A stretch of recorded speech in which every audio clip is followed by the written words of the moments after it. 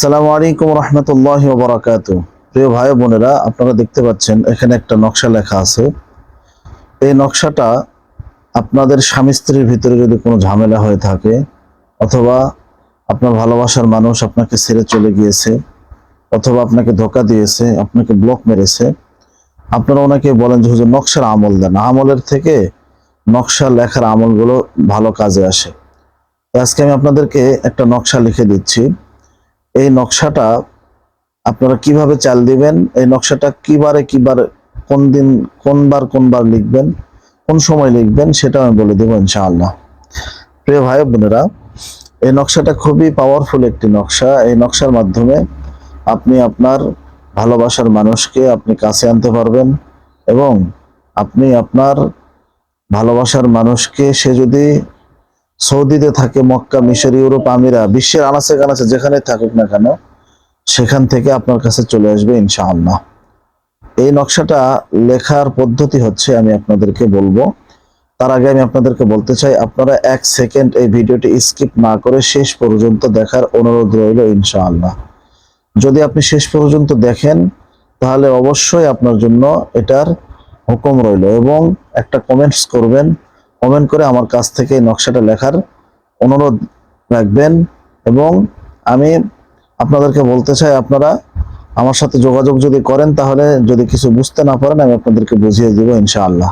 আমি নাম্বার দিব না, কেননা নাম্বারে আপনারা ফোন দিয়ে অনেক ডিস্টার্ব করেন। আমি কাজ করি, কাজের মধ্যে আপনারা ফোন দিতে লাগলে আর পাগল বানিয়ে ফেলেন। তো নকশাটা যদি না বোঝেন, তাহলে আমি আপনাদেরকে বুঝিয়ে দিব। আপনারা কমেন্ট বক্স থেকে, ঠিক আছে, কমেন্ট বক্সে কমেন্ট করে ইজাজত নেবেন। এবং ফেসবুক থেকে যারা দেখতেছেন, অবশ্যই পেজটা ফলো করে থাকবেন। ইউটিউব থেকে যারা দেখতেছেন, চ্যানেলটা সাবস্ক্রাইব করে দিয়ে বেল বাটনটা অন করে দিবেন ইনশাআল্লাহ। প্রিয় ভাই বোনেরা, এটা এমন একটি নকশা, এটা নাজায়েজ কোনো কাজে লাগাবেন না, একদম জায়েজ কাজে লাগাবেন, হালাল কাজে। আপনার ভালোবাসার মানুষকে যদি আপনি পাগল করতে চান, তাহলে আপনি এই নকশাটি লিখবেন। এই নকশাটি দেখতেছেন, নকশা লেখা আছে, নিচে দেওয়া আছে এই যে নাম বিনতে নাম আলাহুব, ঠিক আছে, নাম বিনতে নাম, নাম বিন নাম, ঠিক আছে। এই জিনিসটা কেন দিয়েছি, কি জন্য দিয়েছি, এটাও আমি বলে দেবো ইনশাআল্লাহ। তো এই নকশাটি আপনি যখন কাজ করবেন, এই নকশাটি কাজ করার জন্য 1 নাম্বার আপনাকে বিশ্বাস রাখতে হবে। 2 নাম্বার আপনাকে অবশ্যই 5 ওয়াক্ত নামাজি হতে হবে। 3 নাম্বার আপনাকে অবশ্যই এই নকশার প্রতি গোপনে এই নকশাটা লিখতে হবে। 4 নাম্বার আপনাকে পাক পবিত্র হয়ে নকশাটি লিখতে হবে। 5 নাম্বার অবশ্যই শনিবার এবং মঙ্গলবার দিন ফজরের নামাজের পরে লিখতে হবে। শনিবার এবং মঙ্গলবার দিন ফজরের নামাজের পরে লিখতে হবে, অথবা এশার নামাজের পরে লিখতে হবে ইনশাআল্লাহ। তো এই 5টা শর্ত আপনার কাজে লাগাতে হবে, ঠিক আছে। তো প্রিয় ভাই বোনেরা, আমলটি যার জন্য করবেন, এখানে আগে নকশাটি আপনি কিভাবে লিখবেন, এরকম একটা 4 কোণা ঘর দাগিয়ে নেবেন। নেওয়ার পরে মাঝখানে 1 2 3 এই 3টা দাগ দিয়ে নেবেন। নেওয়ার পরে এখানে লিখবেন হচ্ছে 52। আরবিতে এখানে 52 লেখা আছে, দেখেন। আপনারা আরবিতে লিখবেন, এটা দেখে দেখে লেখার চেষ্টা করবেন ইনশাআল্লাহ। আরবিতে না লিখলে হবে না, অবশ্যই লাল কালি দিয়ে লিখবেন, লাল কালি দিয়ে লিখবেন, ঠিক আছে। ভালো করে শুনেন, 52, এখানে দেওয়া আছে 38, ঠিক আছে। এখানে দেওয়া আছে হচ্ছে 91, এখানে দেওয়া আছে হচ্ছে 21, এখানে দেওয়া আছে 80, এখানে দেওয়া আছে 80। এই সাইডে একটা মিম দেওয়া আছে, এই সাইডে একটা মিম দেওয়া আছে, ঠিক আছে। এই নকশাটা আপনারা এইভাবে দাগিয়ে নিয়ে এইভাবে লিখবেন ইনশাআল্লাহ। চাল যেভাবে দিবেন সেভাবেই হবে, কোনো সমস্যা নেই।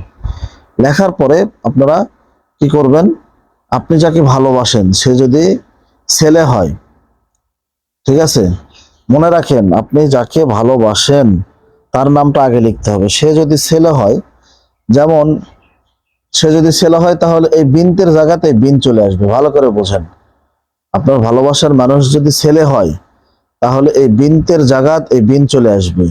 বিন এসে কি হবে, এখানে বিন দিয়ে তার বাবার নাম লিখবেন, ঠিক আছে। আর যদি মেয়ে হয়, তাহলে বিনতে যেখানে আছে এখানে থেকে যাবে। সাপোজ আমি আপনাদেরকে বুঝিয়ে দিচ্ছি, আপনি একটা মেয়েকে ভালোবাসেন, আপনি ছেলে, এই নকশাটা লিখতে চাচ্ছেন, তাহলে কিভাবে লিখবেন, ওই মেয়ের নাম এখানে লিখবেন। ভালো করে বোঝেন, মানে আপনি যাকে ভালোবাসেন বা আপনার স্বামী বা স্ত্রী, আপনার স্ত্রীর নাম এখানে লিখবেন বা আপনার প্রেমিকার নাম এখানে লিখবেন, অর্থাৎ আপনার গার্লফ্রেন্ডের নাম লিখবেন। লেখার পরে বিনতে, গার্লফ্রেন্ড এখানে বিনতে দিবেন, বা নুন তা দিয়ে এই নামের জায়গাতে আপনার গার্লফ্রেন্ডের মায়ের নাম দিবেন। ঠিক আছে, এই নামের জায়গাতে মায়ের নাম দিবেন। এগুলো সব ঠিক থাকবে। আলাহব এখানে হচ্ছে আপনার নাম দিবেন এই নামের জায়গাতে, এখানে আপনার নাম দিবেন, দিয়ে বিন আপনার বাবার নাম দিবেন এখানে। ঠিক আছে, ঠিক আছে। আপনি ছেলে, এটা মেয়ের জন্য করতেছেন। এখন কোন মেয়ে যদি কোনো ছেলের জন্য করে, সেটা স্বামী হোক অথবা প্রেমিক হোক অথবা অফিসের কোনো বস হোক, তার জন্য যদি করে তাহলে সে এইভাবে করবে। ভালো করে বোঝেন, এখানে মেয়ে করতেছে ছেলের জন্য, এখানে ওই প্রেমিক পুরুষের নামটা এখানে দিবে। দেওয়ার পরে এখানে এই বিনতেটা এখানে থাকবে না, এই বিনতের জায়গাতে এই বিন লিখবেন। ঠিক আছে, ভালো করে বোঝেন। প্রেমিক পুরুষের নাম, বিনতের জায়গাতে বিন, বা নুন, এই যে দেখেন বা নুন, এই যে বা নুন, এই বা নুনটা এখানে আসবে। আসার পরে এখানে আপনার ওই প্রেমিক পুরুষের বাপের নাম দিবেন। ঠিক আছে, বাপের নাম আলাহুব দিবেন। এই নামের জায়গাতে আপনি প্রেমিক যে মেয়ে তার নাম দিবেন, যেহেতু ছেলের জন্য করতেছেন আপনি আপনার নিজের নাম এখানে দিবেন। দেওয়ার পরে এই বিনতেটা এখানে নিয়ে যাবেন। ঠিক আছে, এই বিনটা এখানে যাবে, বিনতেটা এখানে আসবে।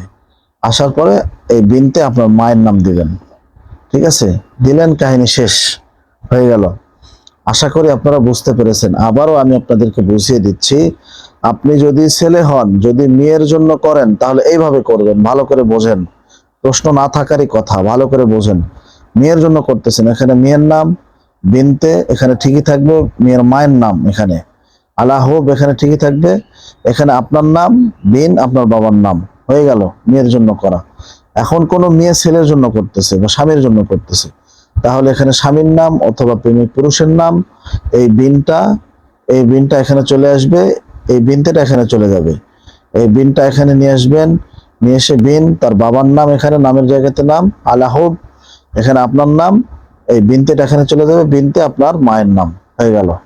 ঠিক আছে, এইভাবে আপনারা আমলটি করবেন। এখন এই কাগজটা কি করবেন, এই নকশাটা আপনারা এখানে একটু আতর লাগিয়ে নেবেন হাতের আঙুলে, এই যে এভাবে হাতের আঙুলে, এভাবে হাতের আঙুলে আপনারা কি করবেন, হাতের আঙুলে এভাবে আতর লাগিয়ে এভাবে আতরটা ঘষে দিবেন।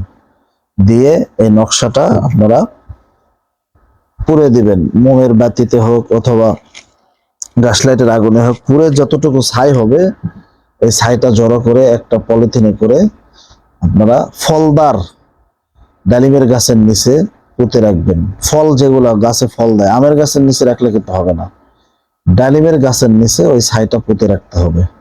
ঠিক আছে, রেখে 24 ঘন্টার মধ্যে দেখবেন এই নকশায় কাজ করা শুরু করে দিয়েছে।